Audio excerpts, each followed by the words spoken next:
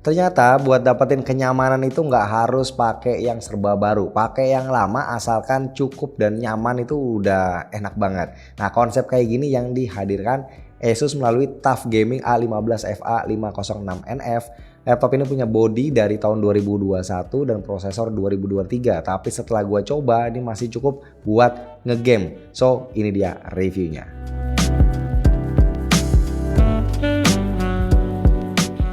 Bismillah, alhamdulillah kita ketemu lagi bareng gua Romi. Kalau kita lihat di website resminya Asus Indonesia, harga laptop ini ada di 11.399.000. Kita lihat dari desainnya, memang ya bodinya ini bongsor, gede, lebarnya 35,9 cm dengan panjang 25,6 cm.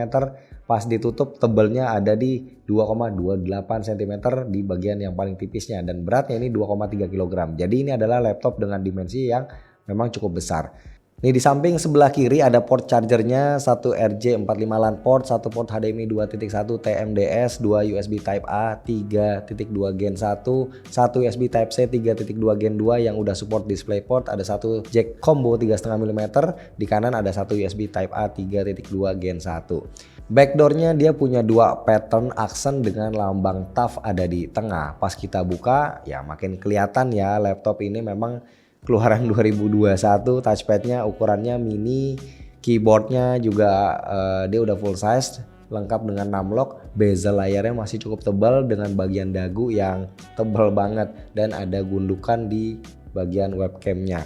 Walaupun begitu, dengan standar build quality zaman sekarang, build quality-nya ini termasuk sangat solid. Bodinya kokoh, cuttingannya rapi, dan udah ngantongin standar militer 810H pastinya.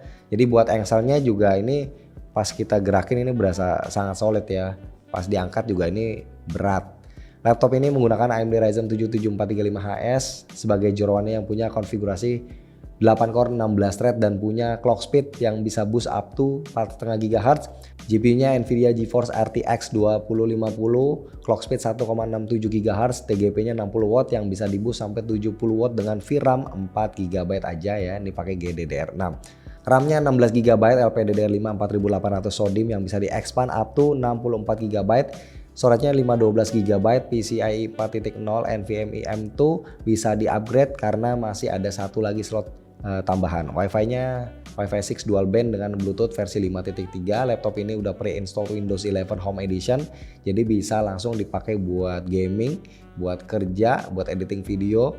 Pokoknya bisa buat langsung dipakai karena udah ada Windows-nya. Gua coba beberapa aplikasi benchmark ya di Geekbench 6. CPU benchmark laptop ini berhasil ngedapetin skor single core di 1838 dan multicore 8048 poin. Di GPU benchmark dengan GPU API OpenCL, laptop ini berhasil dapetin skor 47927 dan GPU API Vulkan 46702 poin. Di 3D Mark Steel Nomad berhasil dapetin overall score 335, dan di TimeSpy overall skornya 4539 dengan grafik score 4163 dan CPU-nya 9311 poin.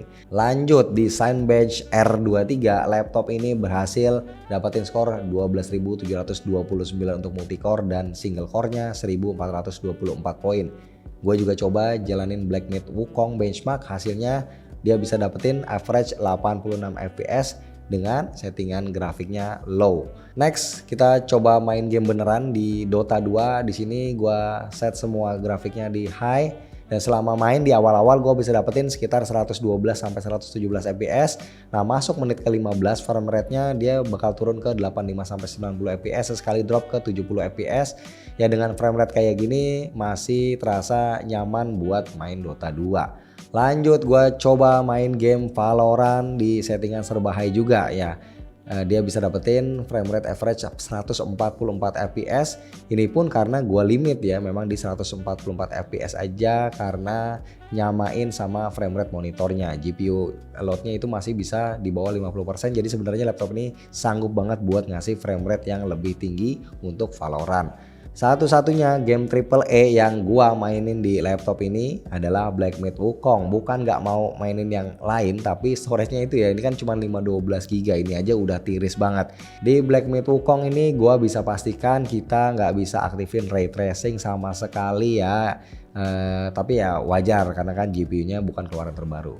Oke, pertama gue coba set grafiknya di serba medium. Sebenarnya semuanya tuh fine-fine aja. Gue bisa dapetin 50-60 fps waktu jalan-jalan di open world-nya.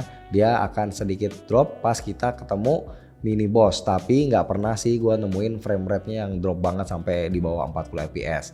Tapi sayangnya pas ketemu big boss dengan scene fighting yang kompleks, frame rate-nya ini ngedrop di bawah 30 fps, jadinya nggak playable sama sekali. Akhirnya gue turunin settingannya ke serba low.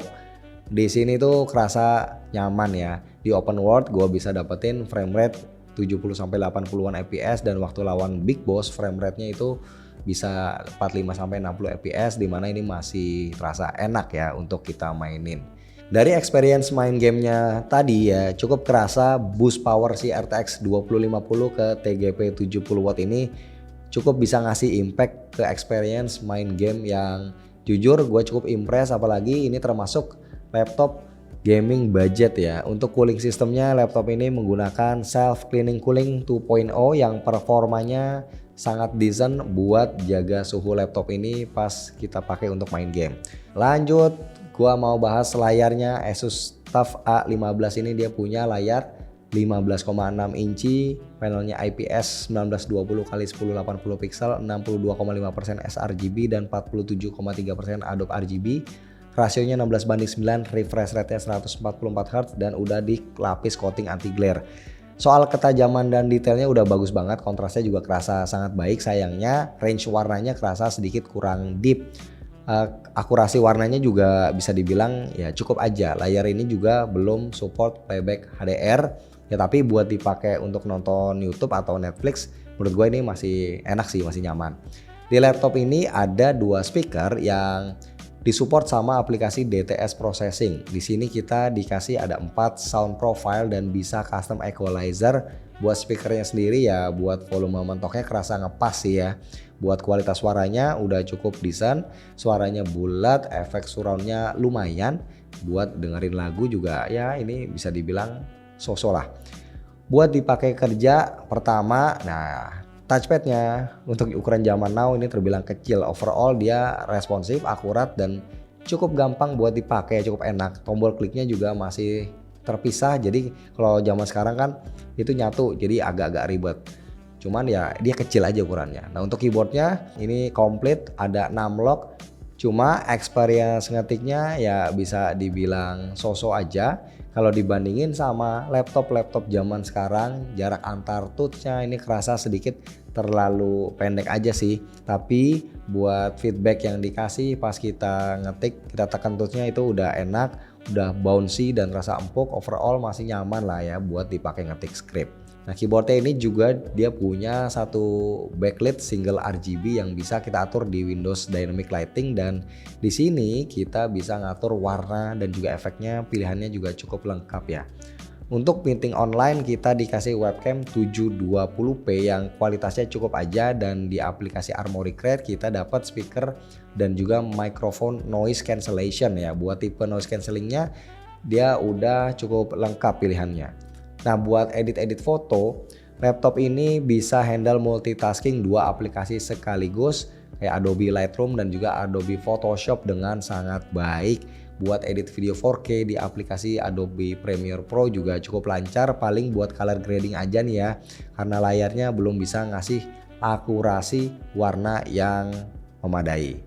Laptop ini dia belum punya NPU, tapi karena CPU dan GPU-nya masih terbilang punya power yang lumayan oke, jadi respon kayak kita generative fill di Photoshop atau kita coba pakai Microsoft Copilot itu kerasa cukup cepat.